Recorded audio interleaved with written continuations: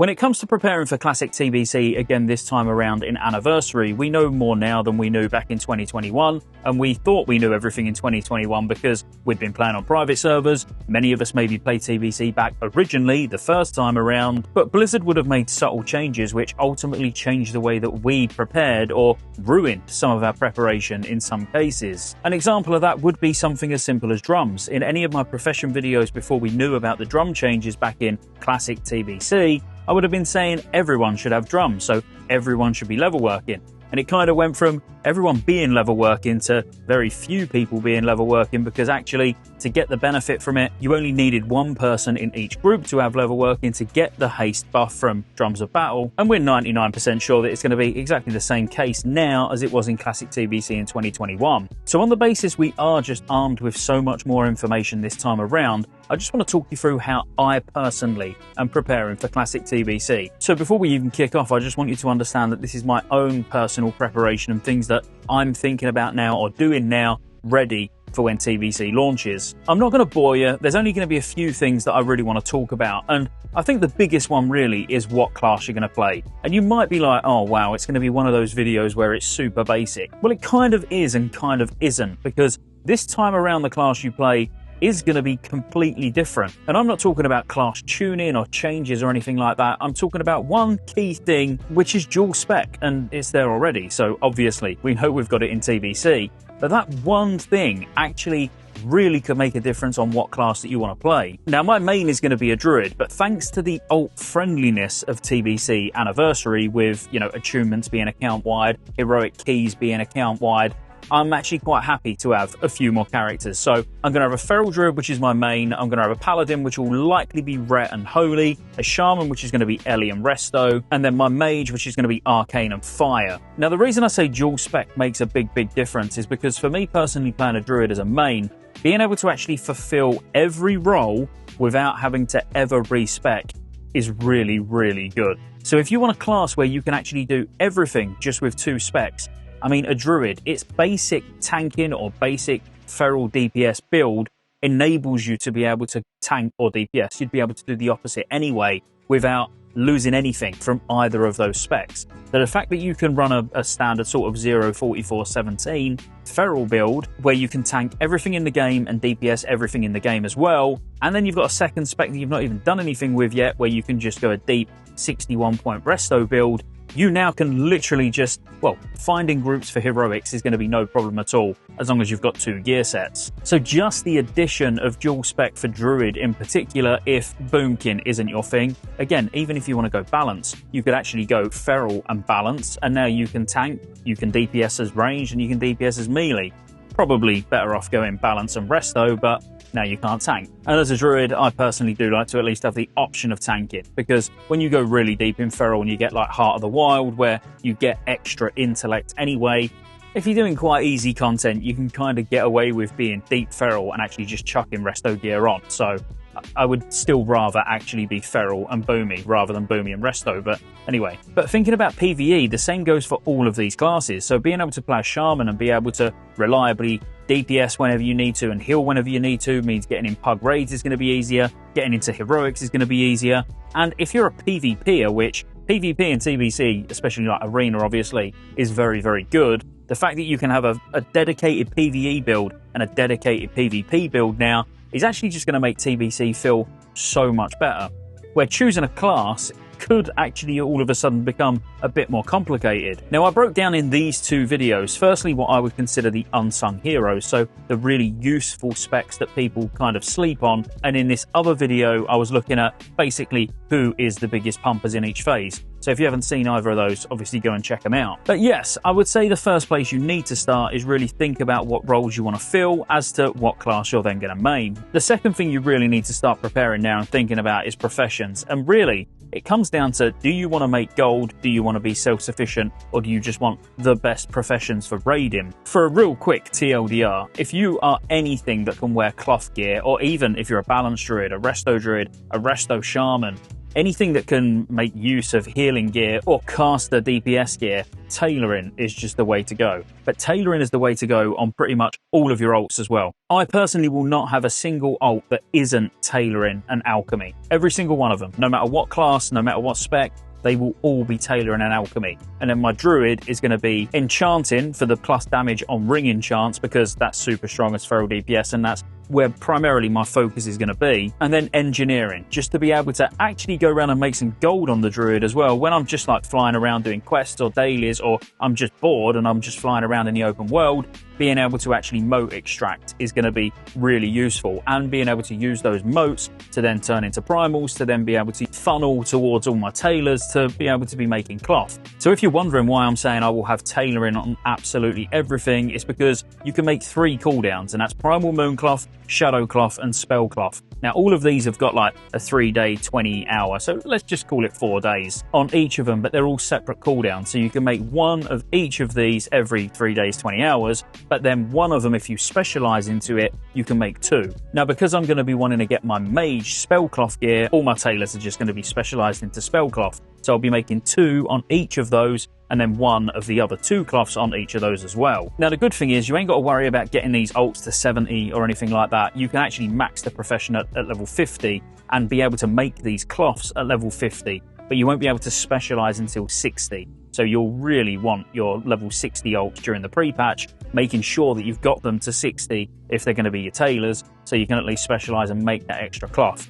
In the first couple of phases, these cloths are going to be making really good gold. And the reason why it is going to make good gold is because I actually think there's going to be a big resurgence. There's going to be a lot of people coming back and playing TBC, and like me, they won't have loads of ults. There's not going to be people with 50, 60 ults. I know there's going to be some. But when you think about future expansions like Kata or even Mop, where you've got daily cooldowns that you're going to stack up on, they get saturated really quick because people have just got so many characters. I kind of don't feel like that's going to be the case in TBC, especially early on. Now, all of my ults are going to have alchemy paired with it, and that's purely just to make primal mites. Primal mites are needed in pretty much every decent crafting recipe. So it's not just tailors that need it, blacksmiths need it, everybody is going to need primal mites. Now, I'm really lazy when it comes to making gold, so if I can just have passive gold on all my ults to basically just fund my raiding character for the entire expansion, I'm always going to do that. On the channel back from 2021, I've got loads of gold farming guides as well that you can go and look through, like being able to farm primals. Stealth farming with mining is really strong as well. And of course, I am going to have a gatherer. I've just not decided on what character that's going to be yet, but I do need a miner and herbalist as well, and that'll be something that I actually get round to doing. Now, the next one's gear, and it's quite funny because in TBC, it's the one expansion where I actually think getting as much gear as physically possible is really important. In any other expansion launch, I'm always saying, don't worry about gear. You're going to replace it all in the first zone or, the second zone, and it's all going to be irrelevant. Well, actually, there's a lot of items that you can get now that are really going to hold their own in your first raids, or maybe even the first tier, depending on how lucky or unlucky you are with things like trinkets. All 3 of these trinkets, for example, are super strong. Neltharian's tier for every caster being able to get that hit right off the bat. As soon as you're level 70 and you're doing your pre-raid gearing, you'd be able to use this throughout the entire first tier of raids, no problem at all. Stylene's for block tanks is super strong as well. And obviously, like, Nax's tier is really comparable to pre-raid Biss. Yes, it's not quite as good, but you genuinely could ding level 70, do all of your attunements and everything on the way to level 70 and walk straight into Karazhan. Because remember, if the raids launched the same way as they did in original Classic TBC, Tier 4 was all open straight away. So as soon as you dinged 70, you just needed 10 of yours, boom, you could get straight into Karazhan. And actually, people was doing Gruul and Mag at like 65. And because it's all post-nerf, that should all be pretty comfortable. So getting as much gear as you can now so you can spend less time doing your pre-raid Biss farming is obviously going to be really beneficial. In the pre-patch, there'll be groups popping off all over the place, obviously, because everyone's going to be wanting to gear paladins and shamans, but definitely trying to get hold of some of those big ticket items like trinkets now, and even weapons will be extremely beneficial. So don't sleep on getting gear.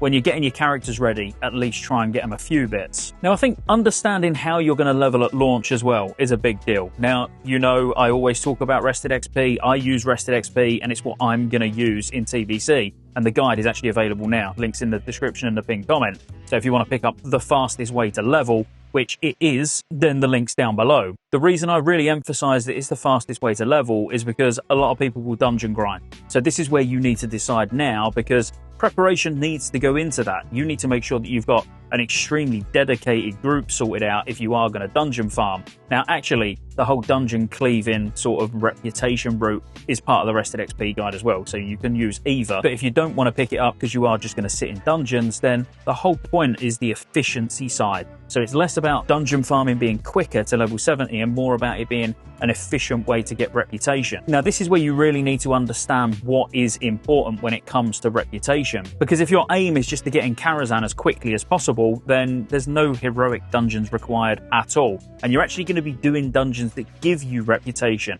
because you'll be doing what are the level 70 normal dungeons. So like Steam Vaults, Shadow Labs. Where the heroic dungeons actually start to play a part are for future attunements and to be able to get the blackened urn to summon Nightbane. So to be able to get to the point where you're summoning Nightbane, you need to be revered with Lower City and Thralmar / Honor Hold, whichever one. Obviously depending on whether you're Horde or Alliance. But if you're going to be doing this in the first week anyway, as in killing Nightbane in the first week, you're probably going to be very organised, because you even need to do Karazhan in a specific order, which I'll put a link to a video in the description below which talks you through how to kill Nightbane in the first reset, because you can't just go in and clear Kara and then like go and summon Nightbane, because you need to skip Aran to make sure that you've got enough rep, maybe even rep farm, which if you do what I talk about in the video below, which is an old video but it's still relevant, like none of that will matter. But where I'm fixating is the fact that it's post-nerf. So on the basis it is post-nerf, if it changes to pre-nerf, then pre-raid bis might be a little bit more important, don't get me wrong. But me personally, I just want to get to 70 as fast as possible, get in Karazhan and get my gear there,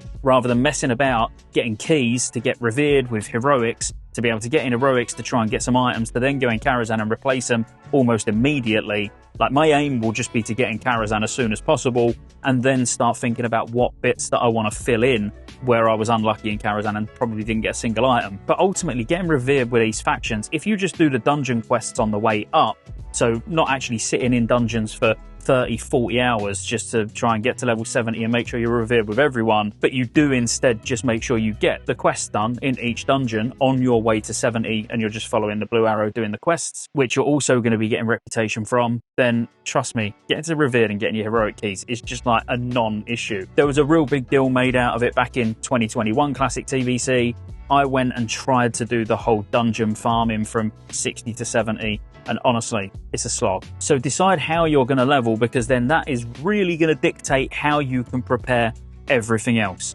Because the quest stacking guide that you're going to get with Rested XP, if you pick it up again, sorry, I don't mean to keep plugging it, but obviously it does come with the quest stacking guide. But there's spreadsheets online where people like put their own ones together. And there's going to be some key things that you can do now where you're going to basically get to level 62 before you even worry about questing in Outland. So getting like Exalted with Alterac Valley, there's a lot of quests for upgrading your trinket where they give a lot of XP. Same with Zul'Gurub. Getting Exalted with Zul'Gurub, but only using coins or actual runs, as in doing the raid itself. So you've got the quest items to be able to hand in. That's going to be a load of XP. Same even with AQ20. For the items that you can get from AQ20. There's lots of places where you can get loads of XP all condensed in one place. As I say, that is in the quest stacking guide, but I've seen spreadsheets online and even add-ons that people have made that probably got a lot of the stuff in. But that's what's probably going to take up the most of my time in pre-patch. Most of my time in pre-patch will be leveling a shaman on Alliance, obviously, and then getting as many quests stacked up on my druid. On the other ones, you know, if they're a bit slower, it doesn't matter. But I will want to get Exalted with Alterac Valley. I'll want to get all the Zul'Gurub and AQ20 stuff done. Preferably tick off almost 2 whole levels of XP. So, you know, I can pretty much be 62 straight away. Maybe even just completely skip Hellfire Peninsula, where it's going to be a complete shit show, and go straight into like Zangarmarsh. So that is basically what I'm going to be doing. That's how I'm going to be spending all my time between now and pre-patch, and then all the way into TBC launching itself. So if you want to see me doing any of this, I stream over on kick.com/Scottejaye. Come and say hello, like and subscribe, and I'll see you on the next one.